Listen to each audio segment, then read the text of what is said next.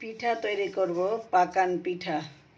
এই জন্য এই চালের গুঁড়া নিয়েছি আর হালকা কুসুম গরম পানি দিয়ে চালের গুঁড়াটা মাখিয়ে নেব।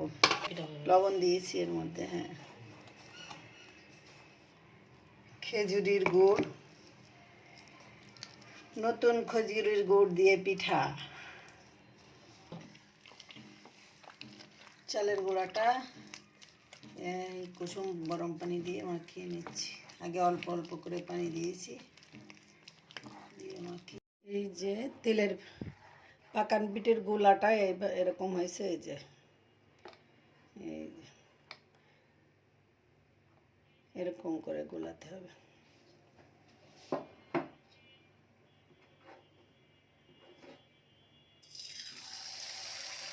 তেলটা গরম হয়ে গেছে, পিঠাটা দিয়ে দিলাম।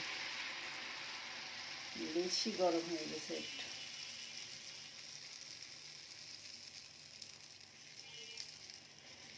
মাশাআল্লাহ, ভালো হয়েছে প্রথম পিঠা।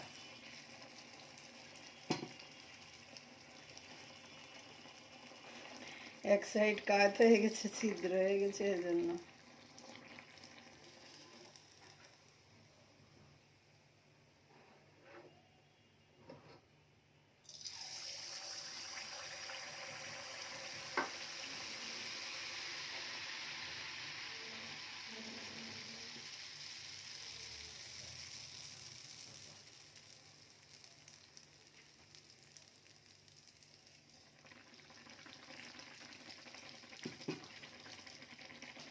পাকান পিঠা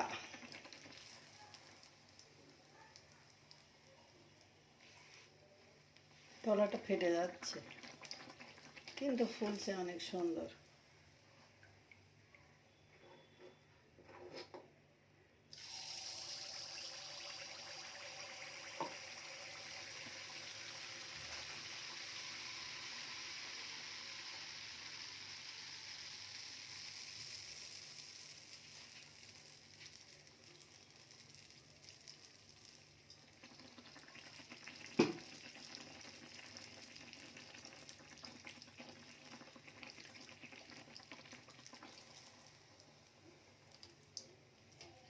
প্রত্যেকটা পিঠা অনেক সুন্দর ফুলছে। প্রত্যেকবার নেওয়ার সময় একটু গোলাটা একটু নেড়ে নেড়ে নিলে পিঠাটা ভালো হবে।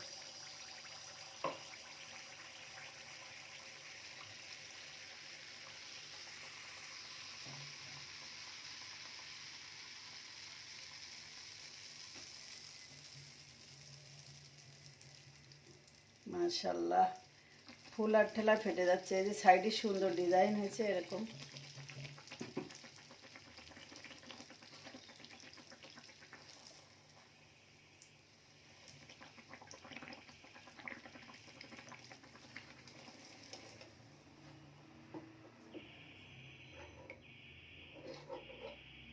আমার মেয়ের খুব পছন্দ এই পিঠা।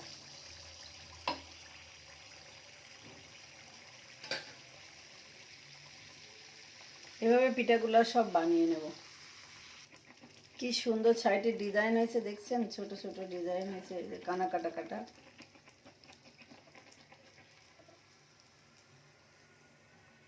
আমার দাদি যখন পিঠা বানাতো মাঝখানে ছিদ্র করে দিত, আমরা তো দেই না, সুন্দর সাদা থাকে। আমার দাদি এখানে এভাবে ছিদ্র করে দিত, এভাবে, বাস এভাবে ছিদ্র করে দিয়ে এভাবে উঠাতো।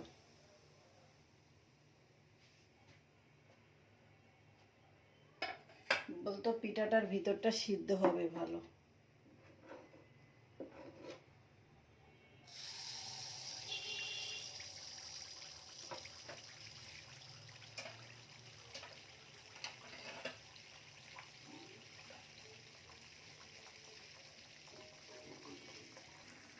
আজকে দাদির মতো প্রত্যেকটা পিঠার ডিজাইন হচ্ছে সুন্দর। পিঠা দেখে দাদির কথা মনে পড়ে গেল।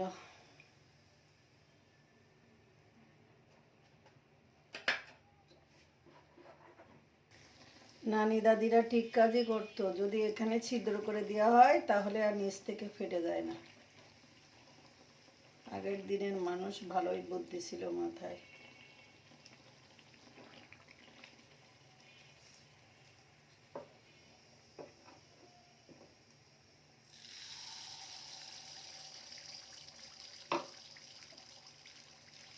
এভাবে করে রেখে তেল ঝরিয়ে নিয়ে তারপরে পাত্রে রেখে দিতে হবে।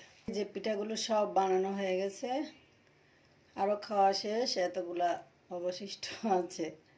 অনেকগুলা পিঠা তৈরি করছি, মাশাআল্লাহ। এই যে পিঠা, মাশাআল্লাহ, অনেক সুন্দর হয়েছে পিঠাগুলো।